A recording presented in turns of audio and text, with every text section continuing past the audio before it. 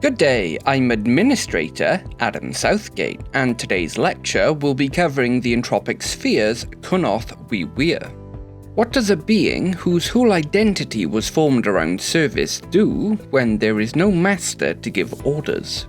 What does this being with a simple mind with pre-built instructions on how to behave within their closed environment do when suddenly released into the wider world? And what was necromancy before the paths were even thought of? This is what today's entity confronts us with, but before I get ahead of myself, I'd like to mention the Order's Discord to help keep our hunters organized. It's broken up into different roles based on rank and which earth you belong to, if any. Along with this, we conduct our contracts through this system, so I hope to see you all there. Now, onto our hunters update.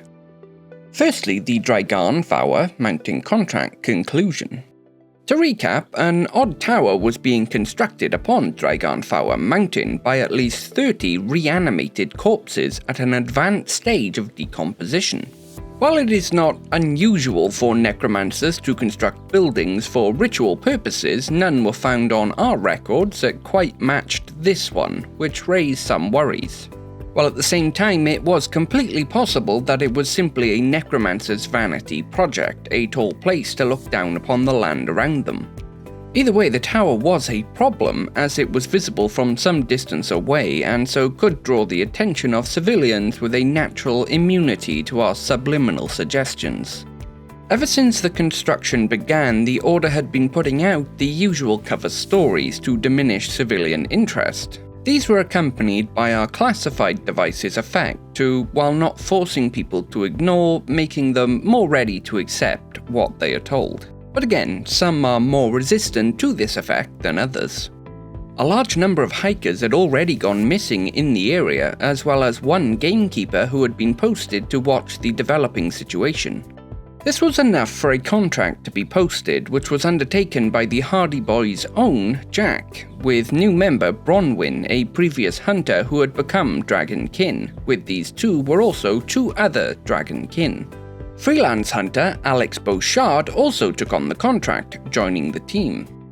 This team set out as the sun began to dip below the horizon. The hope was that due to the corpses being in a late stage of decay, their eyesight would be impaired, and so the team wanted to take advantage of this. They followed a stream up a shallow valley for the first leg of their march, as their first goal was a small area where movement had been witnessed before the gamekeeper had vanished. The approach to their first target zone was uneventful, a cold damp trek through a sparsely wooded area. As they climbed, snow cover began to thicken on the ground until the floor beneath them was nothing but uninterrupted white.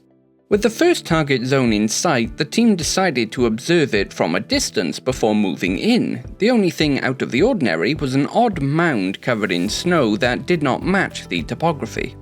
With no obvious movement, Alex decided to head forward, cutting a tall sapling and using it as a stick. He approached the mound slowly. He began probing it with this stick and found that the expected resistance for a dirt hill covered in snow was not there.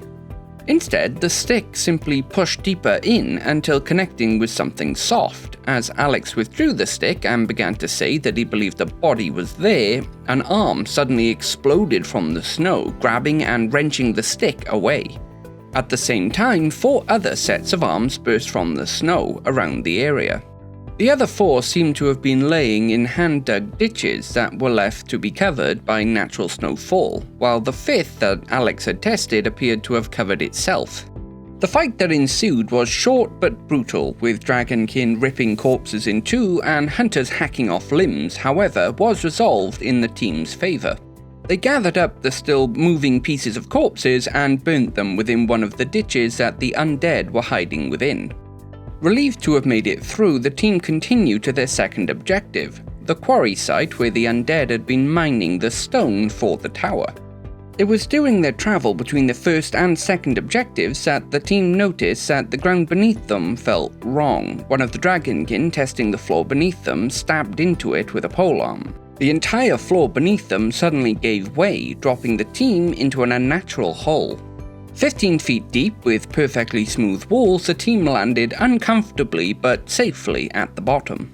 The hole itself raised further questions, however, as it looked as if someone had removed a giant cube of rock straight from the earth. So far, the team and we at the Order had suspected a Path of Death necromancer, as they specialize in raising the deceased, but not modifying them.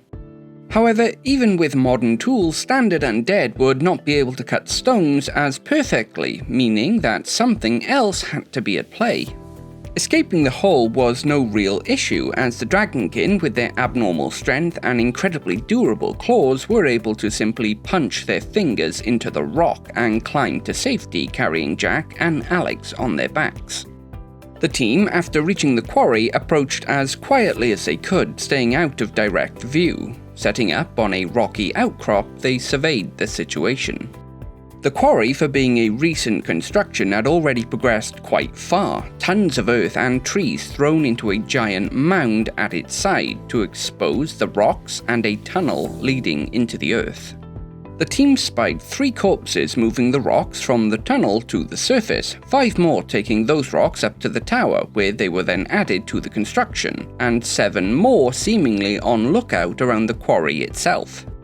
Each rock had been perfectly cut into a smooth brick, with only an odd indentation breaking up the symmetry. From the tunnel itself, a sound could be heard, however, it was difficult to place exactly what they were hearing, an almost wet sound like a wire moving through butter. The team decided upon a 2-pronged assault. Jack and Alex took up separate positions overlooking the quarry, with rifles at the ready, while the 3 dragonkin, led by Bronwyn, would use the distraction to sneak into the tunnels to deal with whatever was cutting the stones. Jack and Alex let loose their first shots, and the sounds reverberated around the bowl-shaped quarry, making it difficult for the reanimated corpses to locate where they had come from. Just a quick note, reanimated corpses, commonly known as zombies, do not die from shots to the head. However, if enough of the brain is destroyed, the spirit controlling the body will have no means to do so. The shot-down body will continue to move, however, in a sporadic manner, as signals are confused and contradictory. After the first volley took down 2 of the undead, the 2 hunters fired out again, taking down 2 others, while the Dragon King crawled their way into the tunnel. After the second shots, the remaining 3 undead sentries were able to locate the 2 hunters. However, after linking up with each other, the 2 were able to take down the remaining 3. Within the tunnel, Bronwyn reported back over the radio what she had discovered. A centaur-like being made of various people. However, instead of hands, the creature had blades made from abomination chitin. It showed no awareness of the team, and instead continued its task of cutting the perfect bricks of stone from the earth, with each one finishing it with a carving on one side. It appeared to have been very effective at this task, as the tunnel itself was a strange wrong place filled with perfect right angles and cubes left behind after each brick was removed. Getting a closer look at this being, Bronwyn discovered that it lacked all facial features bar a mouth which was frozen in a twisted scream. Wanting to put down this being, Bronwyn severed the top torso from the motley arrangement of torsos that made up the bottom. However, the creature, even after this, continued trying to cut the stones, however ineffectually from its new angle upon the ground. Hearing a sound coming from the entrance to the tunnel, the Dragonkin dispatched the 3 undead who were ferrying bricks to the surface, while Alex took note of the 5 upon the tower, placing the bricks they had collected from the quarry. The team, using the time before the 5 returned, began discussing their situation. It was odd to say the least. Firstly, by now they expected to see something of the necromancer themselves, however, there had been no sign. Secondly, the creature in the tunnel was clearly made by a Path of Transformation necromancer, while the undead they had been fighting were the creation of a Path of Death necromancer. Different paths, while they can be cordial, never work together. In fact, it's extremely rare for 2 of the same path to work together. The team discussed the possibility that this may in some way be related to Alan Thorne's return, and could be part of what he's planning. Looking more closely at the bricks themselves, the team found that the indentation was in the shape of an eye, with iris and pupil carved in. The idea was raised that it may be a necromancer's symbol, however, this was dismissed due to the symbol not being elaborate enough. The 5 remaining undead, after they returned from the tower, were quickly overwhelmed and the team headed up to their final objective, the tower itself. Examining the outside of the tower, Alex, after placing his hand upon one of the bricks, found his mind filled with desperate screams of agony and an impression of a personality not his own. The feeling faded after he removed his hand, and so he placed it upon another brick. The same effect triggered, however, and oddly, it was the same personality, but each were disconnected from one another, as if a copy of a person's mind was placed within each brick. This should be impossible. We know that entropic entities can be forced within solid objects. We know that a benign spirit takes on the personality of someone who has recently died, but 2 spirits cannot mimic the same person. And yet, for each stone within the tower, that seemed to be the case.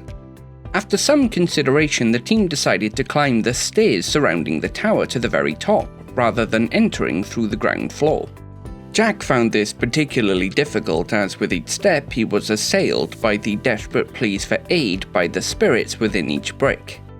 The dragonkin, protected by Celtic knots created by the hag before her destruction, were not affected, while Alex, due to his resistance brought on by an event in his early life, was able to endure without too much issue. It was only once the team reached the top that some of the reality of the tower became apparent. Where they had expected many floors filled with traps and dungeons, they instead found that the whole thing was hollow. An absolutely massive chimney-like structure that should not be capable of supporting its own weight. Looking down into the bottom, they could see only darkness, light not being able to reach it. However, a dim spark of light burst to life and began floating to the top. It looked as if it would leave the tower entirely, however, at the last second it was rapidly pulled into one of the bricks through the indentation shaped like an eye.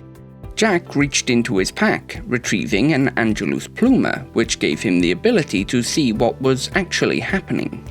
When the light flashed again, Jack saw how an ethereal man floated upward towards the open sky, however, at the last moment was pulled against his will into another brick. The man scratched and clawed at open air, however, nothing he did stopped him from being drawn in. A few minutes later, it happened again, with an exact copy of the same man. Tossing a flare into the tower, the team could see a red ring painted upon the ground, a 2-meter gap between it and the wall. Within the ring was an odd-looking pile, however, they could not work out what it was made from.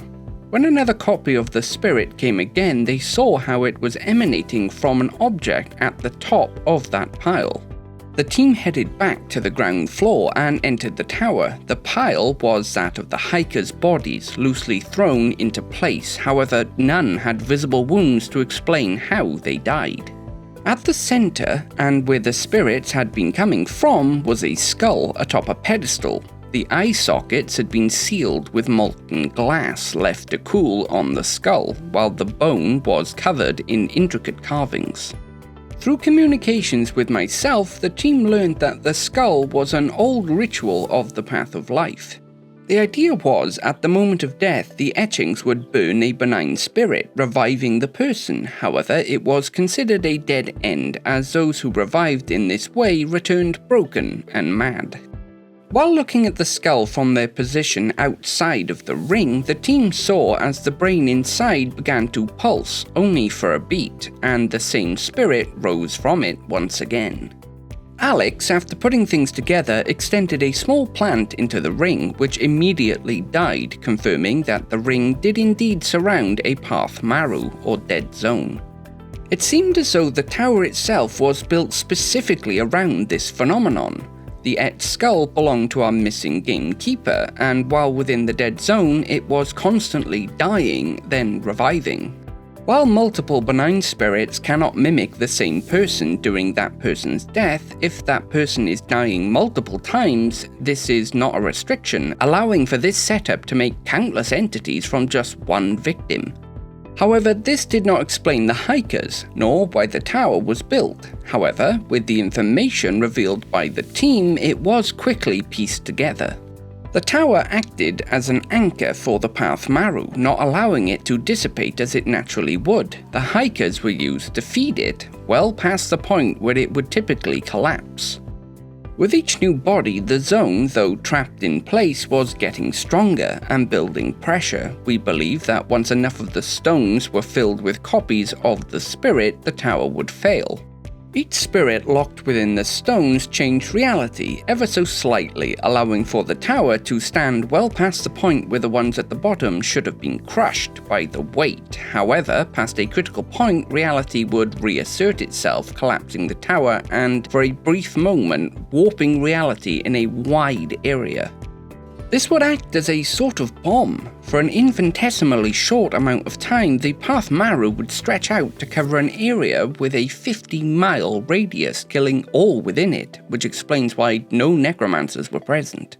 However, the tower needed to reach a critical point, requiring the steady and constant supply of spirits entering new stones to function, and so, if that could be stopped, the whole process would fail.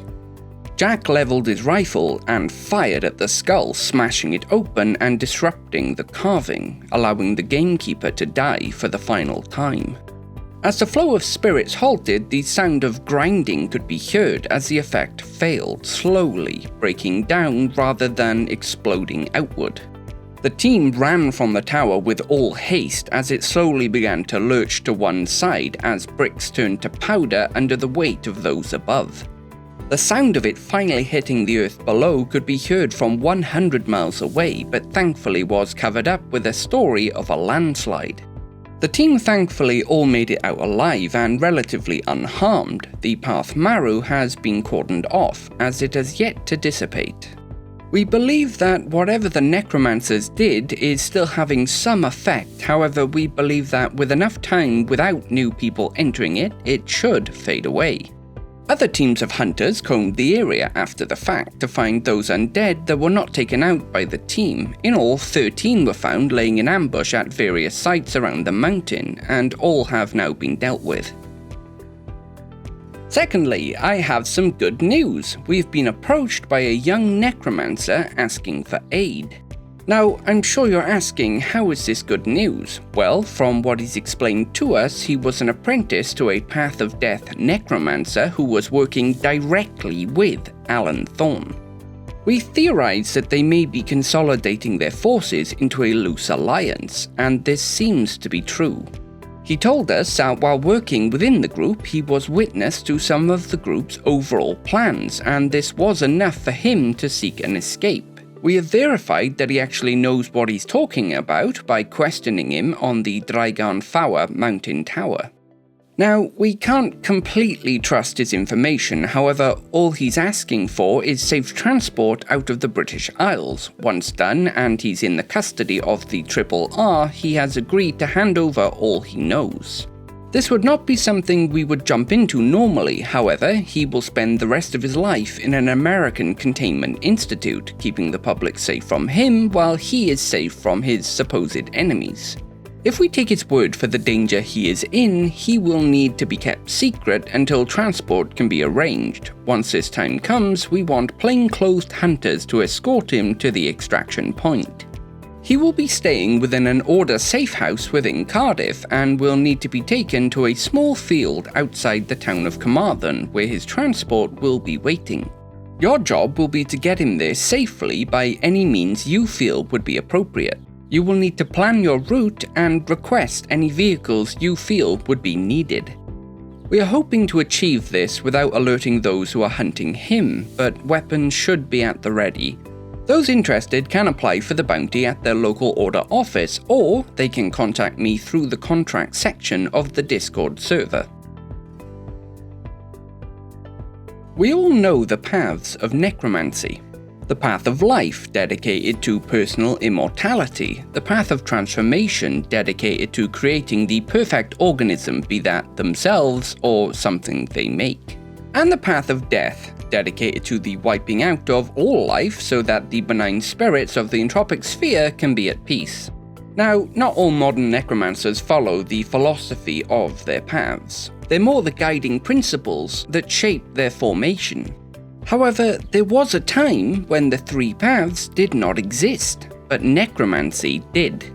A time before philosophy at least guided how necromancers behave. During these times, those who warped the beings of the entropic sphere did so only for their own reasons. Some did it out of pure curiosity, others thought they could aid the people, while most sought to conquer and reshape the world in their own image. These pathless necromancers used techniques and rituals that would be unthinkable today as they combined the methods of what would be the three paths, which in our current time, until very recently, never mixed. Through these acts, they could create entities out of nightmare or poison the land around them so that all would die. The issue they found, however, was that with multiple people attempting to take over, they more often than not ended up fighting against each other, wiping themselves out. The three paths saved necromancy as a concept, as it mostly removed the competitive aspect to the practice, however, it also weakened it significantly. Today's entities, the Cynorthwywyr, were created by one such pathless necromancer and are still around today. They are relatively short beings at 2 to 3 feet in height. They have squat, crushed frames, and thanks to this, their bellies tend to jut out from their torsos. Their index and middle fingers are fused together, as is their ring and little fingers, creating a 3-digit hand, including the thumb. A similar effect can be seen within the feet, as they only possess 2 toes on each foot. Their heads are narrow at the top, widening down to the jaw, which can be as wide as their shoulders. They are about as strong and fast as a typical human, which may not appear threatening at first glance, however, they will almost never attack alone. If, say, a single civilian armed with a shovel were to be attacked by a singular Cynorthwywyr, odds are that the human would come out on top. However, 50 Cynorthwywyr is another, more common story. Each will rush the target, aiming to grip the body with their hands, squeezing wherever they grasp with all their strength. As the numbers holding onto the victim increases, the sheer weight will bring the person down. All the while, the entities are grasping unclaimed parts of their body. It isn't too long before the throat is grasped and squeezed, choking the life from the unfortunate human. This is where the Cynorthwywyr will set about systematically pulling the body into smaller, workable pieces, shaping the flesh into desired forms. They will do this with a methodical and considered approach, acting in harmony as they work. At the end of this process, depending on the size of the victim, at least 2 new Cynorthwywyr will be created, joining the horde. But what is going on here? Well, to explain that, we must first cover their origins. Through a long process of deciphering the collected works of Lord Athelstan, as well as some of the written accounts of those who faced him, we have managed to get somewhat of a picture. Extract of Lord Athelstan's journal, 700 AD. I am vexed once again. Too many times I has tried to find one suited to the needs of aiding mine office. The last servant I found reading through mine notes to gain mine knowledge. He now awaits his fate ere the dungeon below the castle. What is needed is a servant with no ambition of his own, one whom shall doth as commanded without delay or question. Yet where doth one find such a man? I am a blinking idiot. One shouldest create him. I receive I hast found a use for mine Corky's servant after all. Extract of Lord Athelstan's journal, 701 AD. Again and again I create them, those swollen parodies of men. They serve dutifully, and yet I am turned to rage by their visage. Each time I dispatch one, When mind fury overtakes me, I has to spend a day crafting their replacement. This slows mine work considerably, and those fools are approaching mine lands blades a hand. I hast no time, I might not but focus. Yet, could they replace themselves? A delicious imagining, one that could prove fruitful yet. I shall want to work apace. Extract of Lord Athelstan's journal, 701 AD, 1 month later. The fools are at mine walls, and fighting rages without mine window, and mine frustration only grows as cadavers vanish from mine tables. They vex me so, they take parts not meant for to compose mo of themselves. I has threatened, yet they never understand. I has killed, yet they take no mind. God help me, I has e'en tried to explain, yet they continue with their pilfering. Each time I enter a room, there seems to be mo of and mine true creations, the one meant for broil, are vanishing. Once I've dealt with those without mine walls, those little thieves shall be dealt with. Extract of Lord Oswin's journal, 701 AD. The lands hither are dark and choking, trees wither at the root, and no birdsong fills the skies, and yet we hast to march forward. If left to continue, all shall perish, yet I help yet wonder how much of mine life is lost with each step. Extract of Lord Oswin's journal, 701 AD, 2 months later. The broil was long and fierce. Half those whom walked with me to here fell upon the road. The monstrosities we faced were not imagined by God, twisting, writhing things pulled from nightmare, yet steel and faith prevailed against such evil. Within the castle I saw worse still, and victims aplenty. There were these pitiable men, short and stout. While we cut down those around them, they continued their silent work. What manner of harm might naught but they hath been through to act as such? I could not slay such creatures, e'en to look upon them caused me sadness. As we left the castle burning, I swear I saw a pitiable few walking aroit, huddled ere their torment. So, the Cynorthwywyr were created by a necromancer as servants. However, due to his own temper and sadism, he found that he would kill them too often and would need to spend time replacing them. To remedy this, he gave them the ability to make more of themselves, taking and warping human flesh and bone into new instances. After the castle of Lord Athelstan was attacked, some of the Cynorthwywyr escaped the flames, and were left to flee the area by Lord Oswin, who could not bring himself to slay them.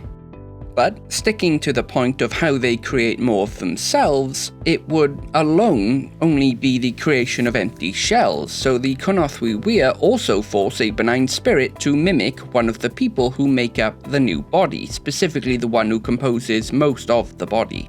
This spirit, before being placed within the new bodies, will be ripped into many pieces, with each fragment being placed within each newly created body.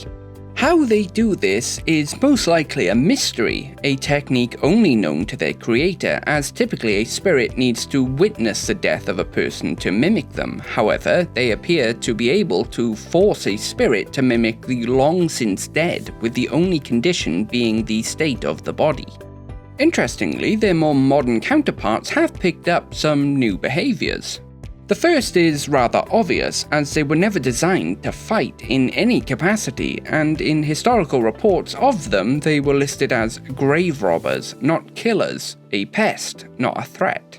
The second is their vocalization. While it is rudimentary chirps, they seem capable of relaying basic emotions to each other, as well as giving some simple commands and warnings. We have done some studies on these beings in relation to the shreds of spirits that inhabit their bodies. This was achieved with recovered entropic artifacts of necromantic make, and has given us some fascinating insights.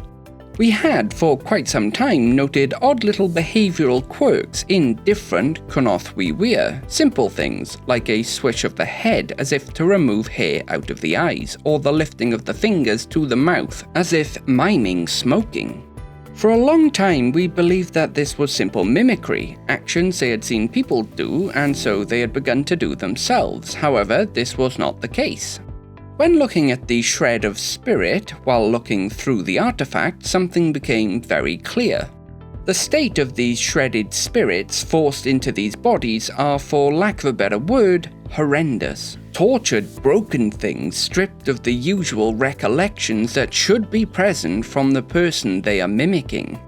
Where many entropic entities will either fully remember their parent human's life as their own, or even in the cases where they only retain small pieces of it, they will still possess some memories and an identity. This is not the case with Cynorthwywyr. Instead, all they have is the vaguest outline of the person's personality due to the shred of the spirit that inhabits their body. If the person was fearful in life, then the Cynorthwywyr will be more openly cowardly and risk-avoidant, or if they were more slothful, then the Cynorthwywyr will be lazier, avoiding activity wherever possible. The random acting out of movements we believe to be the remnants of physical habit still present within them, though they have no understanding of why they are doing the actions nor what they may have once been for. We can think of two possible reasons for this situation. The first is that it was a designed feature of their creation, limiting them so that they would be more obedient to their master. The second is that their ability to conduct this tearing and transfer of a spirit is compromised, as they have been existing for some time without the aid of a necromancer. Within the journal entry earlier, it was mentioned that they were created to complete tasks, aiding in the necromancer's experiments. However, today we see them do nothing so complicated. So this loss of cognitive ability may simply be a long-running decay. Today, they live in large, tight-knit groups, sleeping in literal piles to stay warm. They scavenge food in any form they can find, eating a wide variety of items, from discarded sandwiches to literal cardboard boxes, but no matter their diet, they show no physical decline. Now, before we discuss how to hunt Cynorthwywyr, we must first explain how they hunt in somewhat more detail. As stated, they will never act alone, always taking on a victim as part of a larger group. The only factor they appear to consider when choosing a victim is whether or not the victim is alone. If they find an appropriate person, one of their number will shadow them until late into the night. Once they believe it is a good time to act, they will give out a loud, high-pitched call similar to a small mammal that will summon the others. They will make their way to the victim cautiously but not slowly, sticking to cover and dark places. While they are by no means clever entities, when faced with an obstacle, each will attempt a separate solution, such as with a closed door. Some will try to push it, others will try to pull or scratch against it, but one of their number at least will try the handle. This approach works well for them, as they are still around despite our best efforts. Once they reach their intended target, they will attack en masse, attempting to overwhelm. During these scuffles, it's typical for one of them to die. However, they will always get at least 2 new entities out of it, meaning that their numbers only grow. Now, for hunting them. Once having chosen a nesting site, they will remain there for some time, so we are able to establish a general zone where this location is via marking the homes of people who have disappeared. Once this is done, you as hunters will want to check building records and blueprints for both long-abandoned buildings as well as those which contain not easily accessible areas. They prefer warm and dry locations, however, will settle for cold and damp if it is secluded enough, so checking everywhere is vital. Once located, firearms will be your best approach. As combatants, they are as durable as normal humans, so as long as you're able to keep them at a distance, they should go down fairly easily. This does not mean that you should underestimate them. Remember how they problem solve, attempting every available strategy. Too many hunters have been lost because they thought too little of the Cynorthwywyr and were flanked by a small group of them. The hunters who made these mistakes are now a fair bit shorter and mindlessly reloading a gun that isn't there. The Cynorthwywyr really bring to light the long-reaching consequences of meddling with the spheres for your own ends. What was initially meant as an almost lab assistant is now a cancerous infestation, mindlessly destroying people to make more of themselves. While they aren't exactly a world-ending threat, they are a life-altering one, entities that can rob you of loved ones in a moment, creating a warped visage of the person for all to see.